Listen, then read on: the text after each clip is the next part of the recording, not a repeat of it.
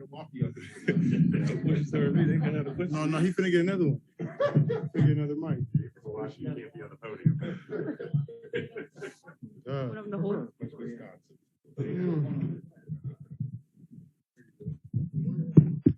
Y'all can just speak up.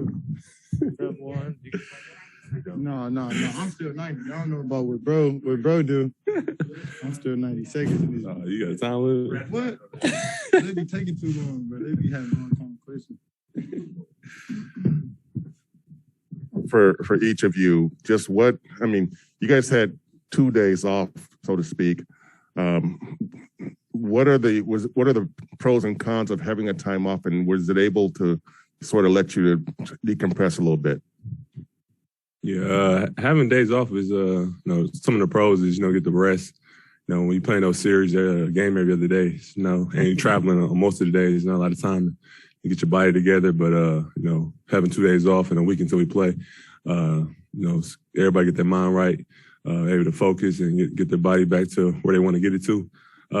Some of the cons is, it's nothing like game rhythm, game shape. So you gotta make sure you're doing all the stuff that you normally do to stay sharp. And, I think we're doing a good job of doing that. Jordan, was it good for you? Yeah. Being able just to get the rest anytime throughout these playoffs is huge. But being able to try to stay in game shape, stay a little active, not, take too much rest and take a couple of steps back, but just continue to be ready, but take as much opportunity as you can on the rest. We've talked the entire postseason about home court advantage and how it's a real thing, and you guys are undefeated here at Chase Center this postseason. I mean, along with having the rest of a week off, you guys are also starting the series here, so you don't have to hop on a plane and fly out to the East Coast. Just how beneficial is that to start it here, I guess? And yeah, that's the question. Being able just to start at home is huge, especially in the playoffs and even in the finals. Being able to start in a home crowd, get our home routine, the same thing we do practice-wise. Continue just to try to take care of business at home, how we have all series or all playoffs, and then try to get the ball rolling with the momentum that we have. Which one of y'all is more famous in Milwaukee?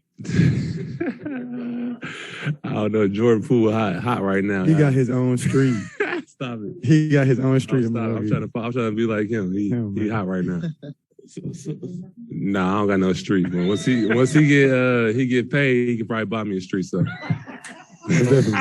Kevon, you've taken on a part of the game that doesn't get all the glory. Jordan Poole gets the buckets and you're getting rebounds. Mm-hmm. Why did you do that? Why did you focus on becoming a better rebounder and even though it doesn't come with much of the glory? Rebound is something I always enjoy, just getting down in the paint, getting physical and doing the dirty work. And once I found that I can have an issue for me in the league doing that, and I found that would help our team win games, and that's my best way to make the impact on the offensive end. Was getting this extra possession is something I just wanted to hone in on and really work at it. I made a lot of strides this year. I feel like I've always been pretty good at it. I always have my moments, but this year I've been way more consistent and really more locked in on it, and I've been able to make a difference. What makes you special at rebounding? Yeah, rebound is something that I love to do, and I'll take pride in being able to get offensive rebounds and try to push people around and get the crowd going and get the extra possession, get guys like Jordan Poole threes and Clay threes. So it's a lot of fun, and I like those moments. To follow up on the home court question, as I think Maddie pointed out, 9-0 at home in the postseason, only 3-4 on the road. How do playoff games feel different at home versus the road? Obviously, the crowd's a big part of it, but why do you think it makes such a big difference? And when you think about the regular season, you guys didn't really chase home court. You rested guys when you were hurt, and you barely got it over Miami and Boston. And it seems like it's going to be a big factor now. It's always special to play at home. They always say role players play better at home. I don't know what it is to it, but just being able to go through your routine, be able to sleep in your own bed and prepare, watch film at home and do things that you're used to. It's just a lot more comfortable. It's a lot better to get the jitters out at home, and when the crowd's going for you, everybody's cheering you on. So it's just them 2 years not having fans, you can really tell the difference now when you got a full crowd and the crowd's going crazy. So it's glad that the Chase Center is rocking like this, and they've been really giving us extra boost. After Game 5, Draymond was saying, during the regular season, we don't chase wins, we're chasing improvement. So it all kind of comes together this time. Mm-hmm. Starting with Kevon, you've had some wildly successful regular seasons as a team and then don't get the job done in the playoffs. You've had some, good regular seasons and get the job done. Do you kind of agree with that sentiment? And then does that kind of give you hope this season as you're going through ups and downs, guys in and out of the lineup, that as long as it comes together in the playoffs, that's what really matters? Right. Yeah. So that's something Draymond been preaching since I've been here. I remember the year when we won the 73 games and we were winning games, but we weren't playing really well. Draymond was saying, like, we're winning, but we got to, fix our habits. We developing bad habits, not playing good basketball. We got to figure it out. He's been echoing that every year. This year in particular, like, even when we're not winning, we still got to build those habits because, you can't break those habits in the playoffs. So we've been really just focused on improving, winning the game within the game. I think it's really paying off for us now. Guys are healthy or trying to get healthy, and we're playing our best basketball today right now, and I think that's important. And then for Jordan, as one of the younger guys, and have you seen it from maybe guys who are even younger than you, is that an easy mindset to kind of adopt and say, okay, yeah, we're going to have, even if we're going through a rough patch during the regular season, playoffs are what matters. Playoffs are what matters. It's okay. Yeah. My 2 years since I've been here, they've been preaching that as well, just because it's a different type of game in the playoffs. And I think something that stuck with me was just peaking at the right time. And, we use the regular season to learn who we are about ourselves, our team, our teammates. And you get 82 games. So by the time the playoff comes, that's more than enough practice to be able to know what your strengths are, your weaknesses are, what you need to fix, et cetera. So being able to come into the playoffs and just lock in on the things that we've been practicing and, trying to get better at all year makes it a lot easier. Kevon, you've been around a long time, so Jordan can chime in too, maybe one. But you guys have a really good record in the third quarter during the season, and also in the playoffs. It's kind of held true. What goes on at halftime? What kind of magic is worked? We have a game or a style of play that, kind of wears people out. The first half, everybody's locked in, or the defense is locked in onto the game plan. But, we got guys like Steph and Clay and Jordan that don't stop moving, and Draymond who's going to push the pace the whole game. And, by the time the third quarter comes, we get our early turnovers out that we usually get, and we kind of settle in and lock in, and the ball starts moving around, and the crowd gets behind us, and Steph turns to another person in the third. So we've been doing it for years. I think it's just our style of play. I don't know. Steph gets the credit for being one of the best shaped athletes in the NBA. He runs around the court. I think he kind of starts to break defenders, will in that third quarter with his movement and our passing. So you're going to give the coaches no credit at all for adjustments at halftime? Nah, I think Steve usually yells at us, tells us to stop turning the ball over. So that's probably our biggest adjustment. Kevon, when lately, do you hear the crowd calling your name? And what's that like? It's pretty cool. It took me 7 years now. Finally got me a little chance. So I feel accomplished. It's always cool to get recognized by the crowd and call your name out when you're having that moment is always special. Why do you think that exists? I think, being here a while, I think they see me grow. They see me, the work I put in. They kind of know my story and ups and downs that I had. So, for me to be here and be able to play on the stage and do well, I think they're, they feel like they're with me. They've been through this journey with me. So, I love the respect they give me and the accolades they've been showing me. For both of you, how would you describe Andre as a coach? Go ahead. Extremely meticulous. He likes to point out the details, the small things. He has a lot of knowledge, right? And he's really willing to share that, which is really cool to be a part of. I don't know, but he's also extremely real. Like, he'll keep it a rack. He won't sugarcoat anything. He'll tell you exactly what it is. If you aren't doing what you're supposed to, he'll let you know. But if you are performing at a high level, or you've done something that you're supposed to work on for a little bit, he'll recognize that and he'll let you know. So being able just to have him in our corner as a vet, especially mine, is detrimental or is huge. Is huge. Yeah, he's as a coach, he's really blunt. He's gonna tell you the truth, even if you don't want to hear it at the time. And I learned a lot from him being on the court with him.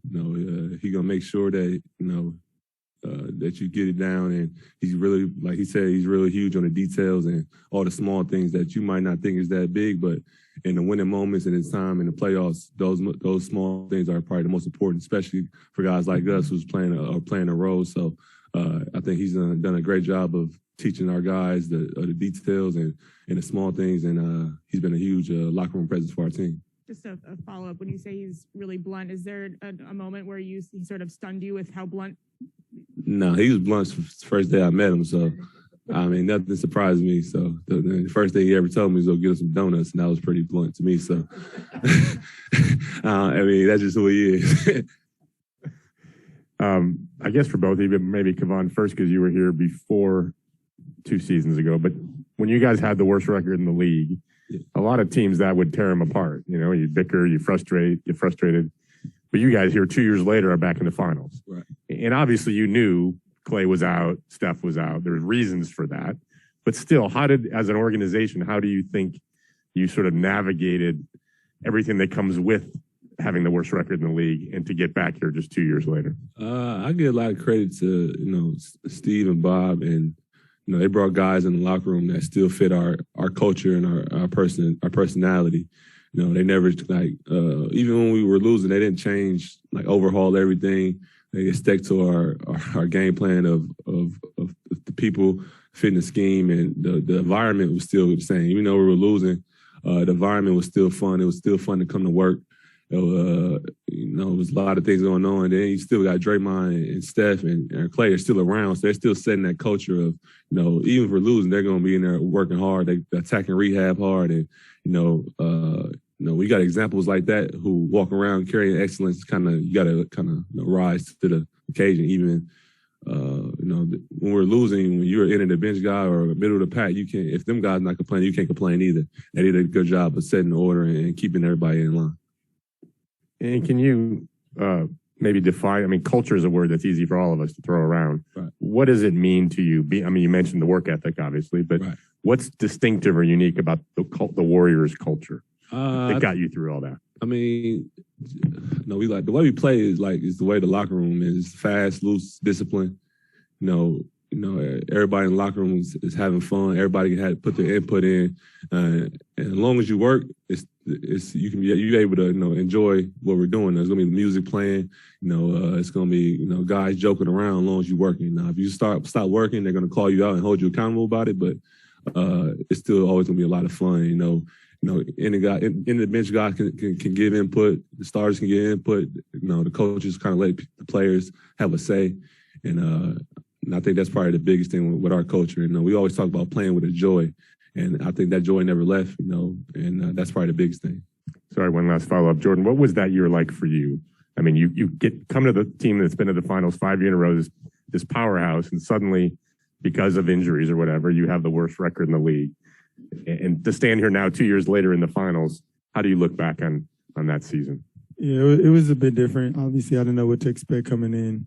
I knew the organization and the standards that they had.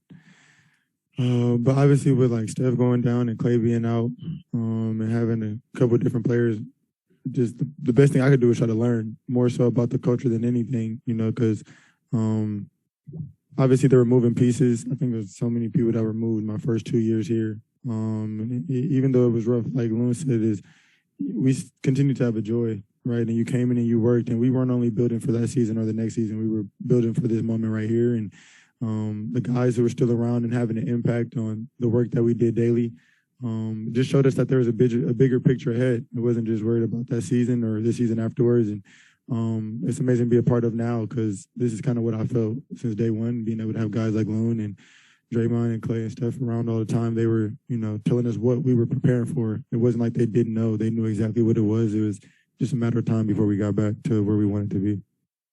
Jordan, when you watch film, does it feel like, from your perspective, that you fall a lot or a normal amount? We had this conversation all the time, Great me question. and Loon, but listen, sometimes you just got to get it done. If I got to extend a little bit longer on the layup and I fall, look, it is what it is. I can't give you no answer. I just know it worked. Loon, do you have any advice to this guy on his feet? I just keep trying to figure out why I keep falling as well. He hasn't gave me a great answer yet. So, I mean, if you got any advice, I'm not falling down like him. So, but I'm also not moving fast. So. That's funny. That's it. Kevon, you said something that surprised me a little bit. You said Andre, first time you met him, said, "Go get donuts." Yeah. And, you know, I don't see Andre as a donut kind of guy. Talk seriously, how has Andre influenced sort of the way your I guess, conditioning and dieting and stuff? That was the biggest thing he harped on with me my first couple of years is what you put in your body. You know, anytime I'm in the meal room trying to grab a snack or grab something, it was semi-healthy. He would say, "Don't eat that. You got to get where the greens at on your plate," like he was my mom or something. And it stuck in my head. You know, it helped me change my diet, change my way of approaching, you know, basketball. It's just cause I'm used to coming out of college. I was used to just waking up, going to the gym, eating whatever, and just going to hoop. And he kind of taught me how to be a professional athlete, not just a basketball player, but an athlete. You know, learning what to put in your body is important. Your sleep, your training. You know, I had a lot of great examples to how to be a pro, and he was probably the one leading the way. Do you think that him coming back this year, like in particular, was kind of like really good timing for just him to rejoin this team? He was obviously so important to you in that first couple championship runs, but then as you're melding that core with new guys, was his presence that much more important? I think so. I think he's been huge for our locker room and for our team. You know, he's a guy that not only can mentor the younger guys, but he's someone that Steph, Draymond, Clay can lean on in tough situations when he has a great feel to know when to talk to people, knowing when encourage or to yell at people. So he's been just a great leader for everybody. You know, he's somebody that's, like you said, has a wealth of knowledge, and he doesn't mind sharing it on the court and off the court. So he's been a great example. He's somebody, you know, who's been through the fire. He's been through the wars.